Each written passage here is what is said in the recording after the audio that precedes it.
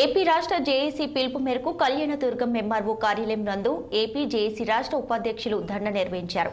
ఇందులో భాగంగా జేఏసీలోని ఉద్యోగ ఉపాధ్యాయ కార్మిక పెన్షనర్లు అన్ని శాఖల ఉద్యోగులు ఉపాధ్యాయులు భారీ ఎత్తున పాల్గొని నినాదాలు చేశారు. స్థానిక అంబేద్కర్ సర్కిల్ నందు సమస్యలను పరిష్కరించాలంటూ డిమాండ్ చేశారు. లేని ఎడల దశల వారీగా ఉద్యమం చేస్తామని ప్రభుత్వానికి హెచ్చరించారు. మా ఉద్యోగ ఉపాధ్యాయ కార్మిక పెన్షనర్లకు సంబంధించినటువంటి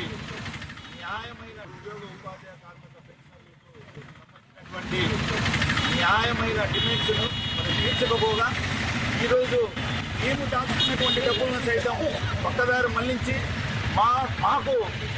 మా ఉద్యోగులందరికీ కూడా మానసిక వేదనకు గురి చేస్తున్నటువంటి ప్రభుత్వానికి ఈ నెల 27వ తేదీన సెలవు విజయవాడ కార్యక్రమంలో ఖచ్చితంగా మా ఉద్యోగ ఉపాధ్యాయ కార్మిక పెన్షన్ల సత్తా చూపిస్తామని చెప్పి సందర్భంగా తెలియజేసుకుంటూ ఆయన సిద్ధం అనేటువంటి ప్రోగ్రాంలు ఏదైతే చేస్తున్నారో మా ఉద్యోగ ఉపాధ్యాయ కార్మిక పెన్షన్లందరూ కూడా 27వ తేదీన మేము సమాయత్తం చేసుకొని ఆ ఉద్యమానికి సిద్ధంగా మేము కూడా ఉంటామని చెప్పి తెలియజేస్తాం.